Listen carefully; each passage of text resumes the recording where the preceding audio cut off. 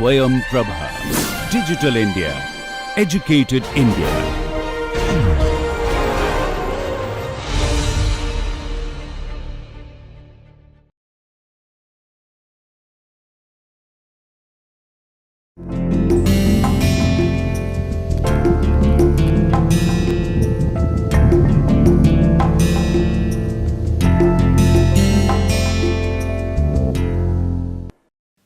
So, students, we have been discussing about the eutectoid transformation in the steels.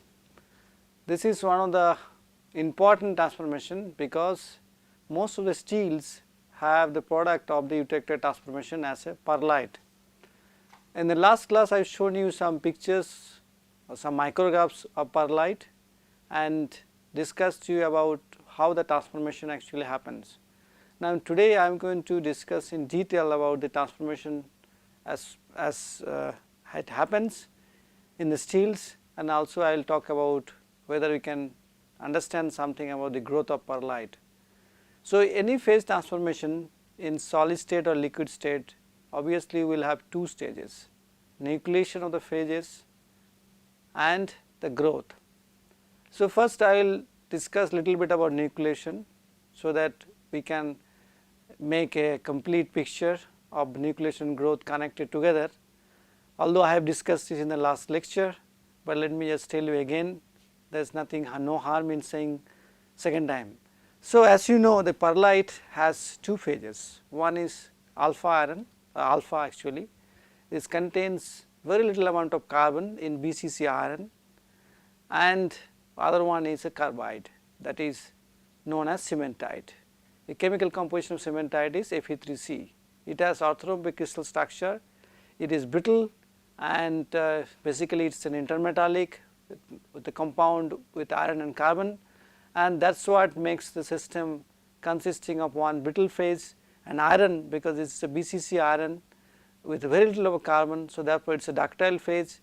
So, in perlite we have a in situ composite between a ductile phase and a brittle and hard phase, and that is what gives the steel the fascinating mechanical and physical properties. So, as you know, the nucleation of the phases from the austenite or gamma phase can happen in many ways. The actual transformation is gamma going to alpha plus Fe3C as we cool down below 727 degrees Celsius. Let me tell you, this temperature can be seen different in different books.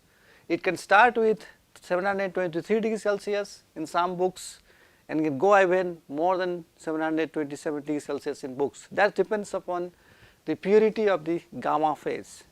So, but does not matter, the transformation happens normally in the temperature range of 720 to 730s, and it leads to production of the two phases, formation of the two phases simultaneously, like alpha and Fe3C. Now, let us suppose, obviously as I told you, that the prior gamma grains will have boundaries before it transforms to perlite. Let us suppose there are 3 gamma grains with very well defined boundaries. So, it is very obvious as we discussed the nucleation that nucleation of these phases to start with will always tend to happen either along the gain boundaries or in the gain corner or the edges of the gain boundaries. It can happen there because the energy involved in getting the nucleation is much lower in these sites than inside the grains. That means the nucleation barrier is low. So, let us suppose I have 2 grains, gamma 1 and gamma 2. Okay. Now, nucleation can happen any of these two phases. It does not matter that it has to be starting with alpha or Fe3C. Normally, with the steels having carbon concentration less than about 0.8 percentage, alpha is easy to nucleate, and on the other hand carbon concentration more than about 0.8, Fe3C is easy to nucleate. But this is in general. You can always have nucleation of alpha or Fe3C irrespective of the steel carbon concentration in the steel. So, let us suppose I have a clean gain boundary like this between 2 gamma grains, and first phase to nucleate is a cementite. Okay. So, I just put a nucleation cementite nucleus, and obviously when the cementite nucleate on these nucleates on this boundary, it will try to keep one of these interfaces as a coherent, so that this boundary has a low energy. On the other hand, other interface will be incoherent. So, with the grain gamma 2, it has an incoherent boundary or semi-coherent boundaries. On the other hand, with the grain gamma 1, it has its coherent boundaries. That means this nucleus will have a specific orientation relationship with the grains on left side, on the right side, and these relationships are there in the books. Let us not discuss about the complex crystallography, but these are described by various scientists. They are known as KJ relationship. Okay. Now, once it nucleates, then it will grow into the gamma 2 grain, because it has an incoherent or semi-coherent interface with the gamma 2 grain, keeping this interface with the gamma 1 constant or same. So, as it grows, because this is carbon rich, it has about 6.678% carbon, this growth of it require more carbon. Remember, the carbon in these grains will not be as high as 6.67. Normally the carbon will be varying from 0.2 to 1% of carbon. So, therefore, from different parts of this grain, carbon will diffuse interstitially and reach this cementite nucleus, and because of that cementite nucleus will grow, okay, like this. So, once the cementite grows, the carbon concentration nearby the cementite will be very low, because the carbon will diffuse to the cementite, because total carbon concentration is fixed in the grain. So, therefore, if somewhere you have high carbon concentration, nearby regions will have low carbon concentration. This will lead to depletion of the carbon in the nearby regions on the both sides of these and in front of these also. So, therefore, this is the ideal situation for the nucleation of the alpha, and that is why alpha nucleates on the both sides of the cementite and it grows, correct. That is what will happen. Now, alpha is almost like a pure iron. It has very little amount of carbon, as I said you. Because it has very little amount of carbon, so obviously its growth requires rejection of carbon into the nearby, in this grain, nearby regions of these gamma 2 grain. So, because of that, again carbon concentration will be increasing on the both sides as well as in front of these alpha grains, okay. The alpha phase, this is alpha and this is cementite. Let us write it down, otherwise colors are like this. So, because of that, the carbon concentration on both sides and in front of the alpha will be more or increasing, and this will lead to basically nucleation of these cementite on the both sides again, and that is how these colonies forms, as I discussed in the last class. This is similar to eutectic transformation from the liquid. Exactly similar thing happens when lamellar eutectic forms. So, this will lead to a colony, and this colony will slowly grow into the gamma grain, and these colonies will appear on many places, here or there or there or like that, and that is what you have seen in the microstructure. These are the grains of the perlite. Remember, each of these actually consisting of both the phases cementite and alpha. So, that is the way transformation happens. So, the basic important aspect here is that the most important thing which control this transformation is the carbon diffusion. As you know, carbon is interstitial species because it is a small size atom. In BCC iron it goes into octahedral side, at FCC it goes to tetrahedral side. So, therefore, diffusion of carbon is relatively faster at the temperature below 727 degrees Celsius temperature, and that is why these transformations are relatively faster as compared to the other transformation in the solid solution based alloys. So, it is very clear the carbon which is diffusing along this boundary, basically obviously carbon is diffusing like this from alpha to P3, and also from the major part of the gamma grain in front of it to the P3C. So, that means the lateral diffusion of carbon is what is basically playing the role. So, if I have to draw it properly, if I draw it here, the whole thing, lateral diffusion of carbon, if I draw, these are the cementite lamellae, and in between if I draw the alpha lamellae, okay. So, this is alpha and this is also alpha, and these are the cementite.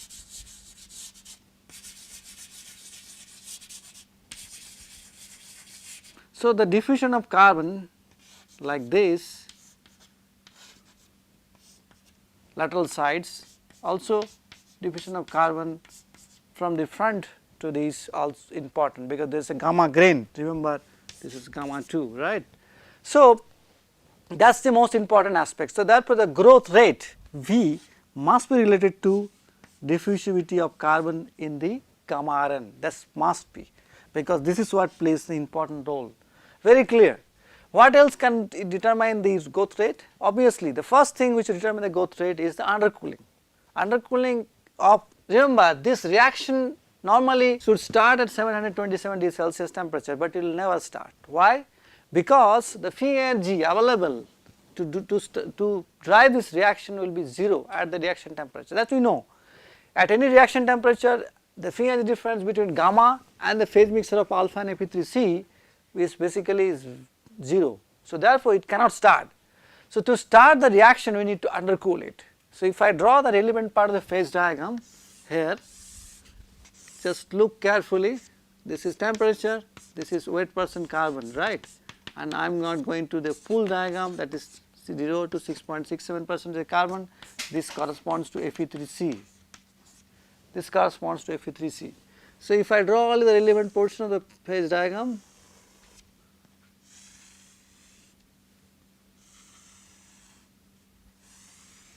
this is what the relevant portion. So, this is alpha, remember these points correspond to 0.02 and this temperature is 727 degrees Celsius.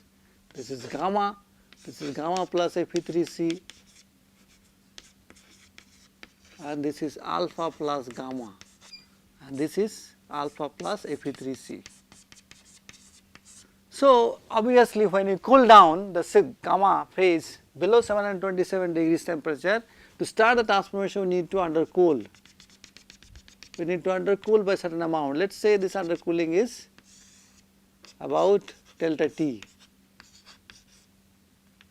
So, therefore, if I clearly see that the concentration of the alpha, metastable concentration of alpha and the Fe3C will be given by these 2 points. If we extend these lines, we will get that.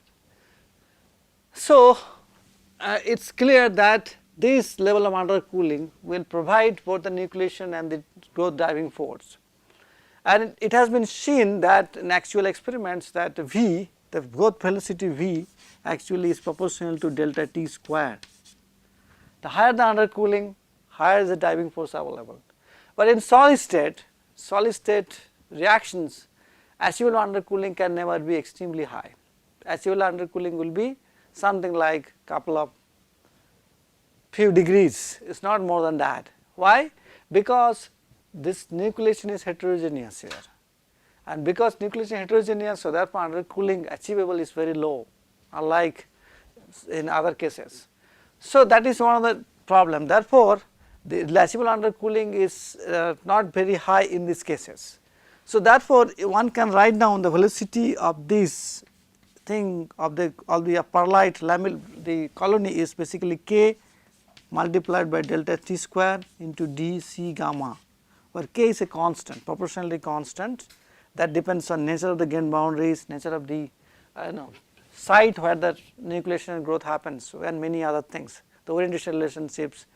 So, as you see here, these two are the most critical aspects which determine the growth rate of the perlite, and they have a strong role to play in the growth of perlite. That is the one important aspect which you must remember that.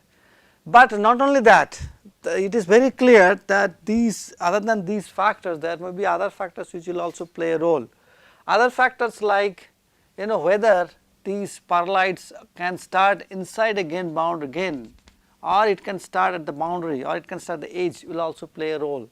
It is very easy if the perlite nucleates at the grain boundary, so that it can grow easily into one of the grains. But suppose if a perlite starts growing inside a grain, then it is much slower. Even if the carbon supply is very high, still the growth will be very slow, because it has to grow from inside a grain. So, therefore, nucleation requires larger undercooling. Nucleation will take away a large part of the undercooling.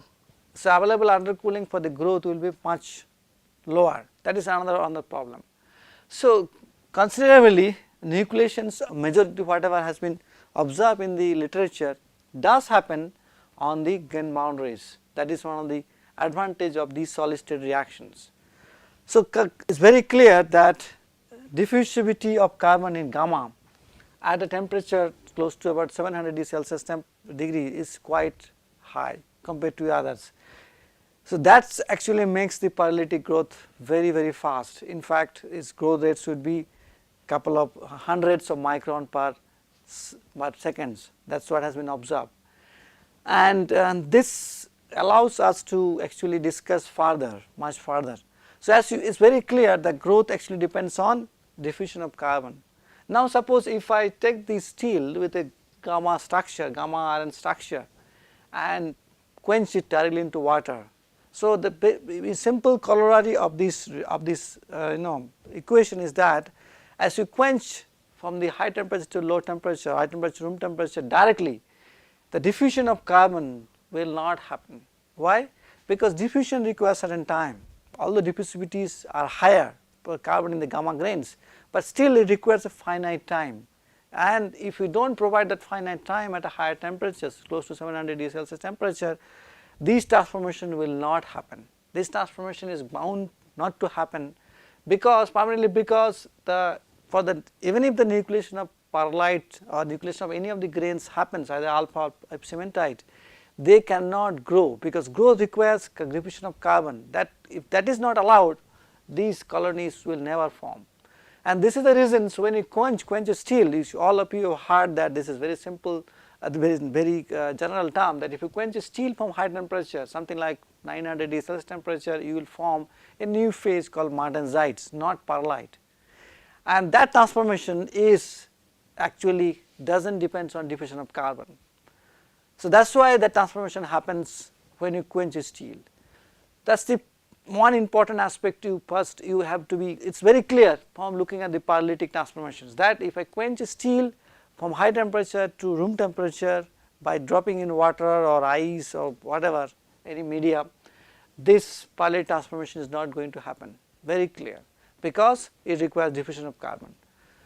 Okay, so first thing which will be bifurcating,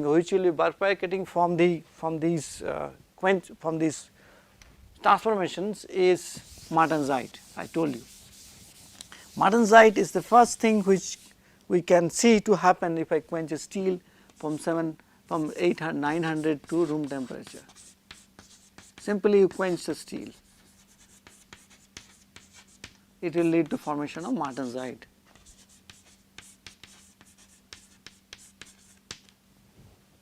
Okay, that is another way of looking at transforming gamma to some other product is that if I take the steel from 900 degrees Celsius temperature,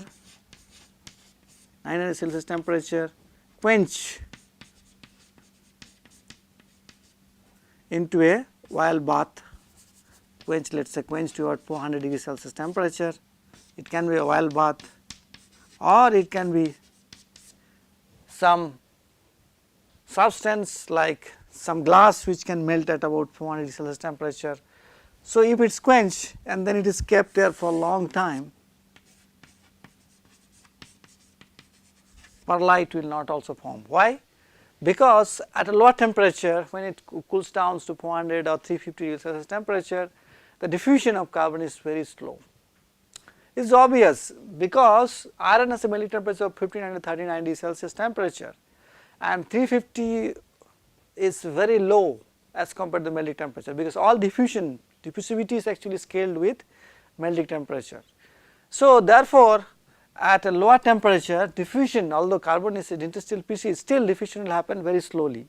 This is a very generic thing, happens even in steel also. So, if you do that, if I quench to 400 degrees Celsius temperature, we can also stop the pyrolytic reaction because this requires diffusion of carbon. And then further keeping the steel at lower temperature, at 400 degrees Celsius temperature for a long time, will lead to a new product known as bainite, again by the name of a famous scientist E.C. Brain, who described the martensite transformation. So, we can have actually three products, as you see here, starting from gamma. If I start with gamma, I can have three products. One is simple perlite. If I cool it slowly,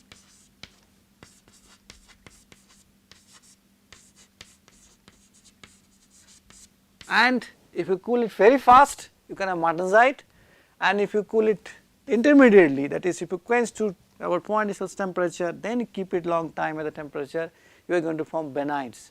So, that is the biggest advantage of steels. Depending on the type of heat treatment processes, transformation products can be changed.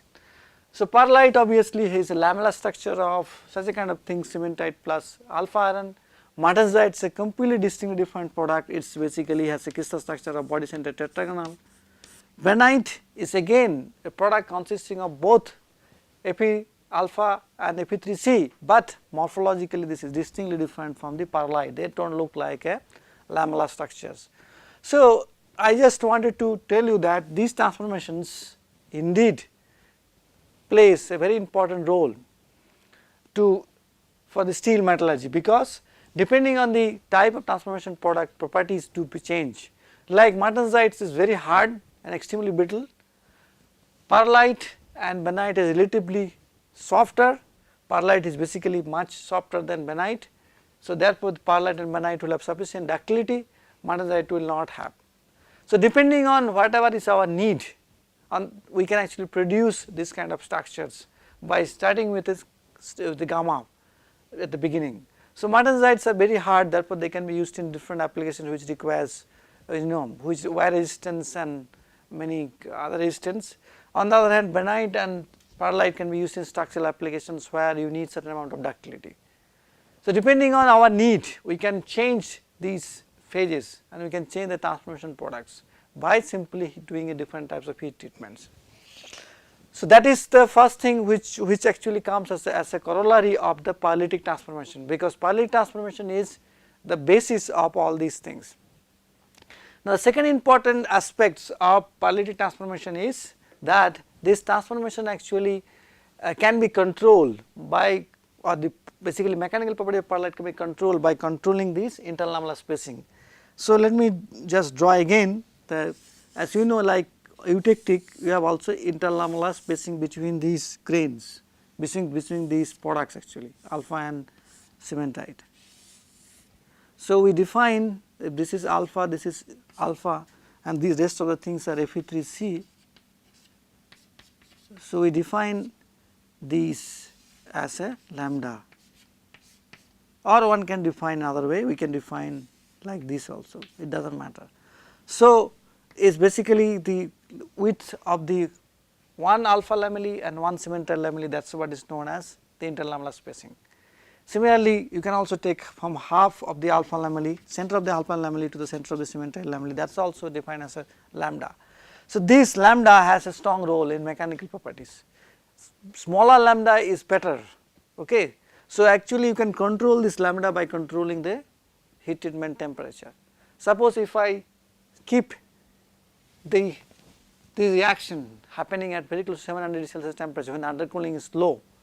So, this thickness of this lamella will be larger, okay, they will not be smaller, because at high temperature diffusion is very good, diffusion can happen faster. So, these lamellae will be becoming fatter. But if you quench, if you actually have a not quench, if you give a much higher undercooling, something like about if you do the experiment at 650 to 680 degrees Celsius temperature, then this transformation will lead to very finer lamella. The interlamellar width will be much smaller, and because at lower temperature diffusion of carbon is slower. So, by simply controlling this transformation temperature, we can control the diffusivity of carbon. As you see that V is proportional to B is equal to K delta T square multiplied by dC gamma. So, dC gamma can be reduced extensively if you cool, if you actually do the experiments at a lower temperature like 650 or 680 degrees Celsius temperature. So, therefore, it gives us another handle to for us to control the mechanical properties of perlite. We can have fine perlite, coarse perlite depending on at temperature at which we are doing the heat treatment. So, that means we have empty number of choices, a large number of choices. You can have perlite, different types of lamellar, martensites when you quench, benites, there are different types of benites also which we will discuss in the next lecture. So, we can actually create large number of microstructure by simply changing our heat treatment conditions. The understanding phase transformation allows you to do that. That is the advantage of the phase transformation in the steel. So, therefore, we are going to take up these cases, martensites and the benites separately, and finally we will bring all the transformation together to show you that for a person who is working in industry, how we can control these reactions by simply controlling the heat treatment temperature and the time scale.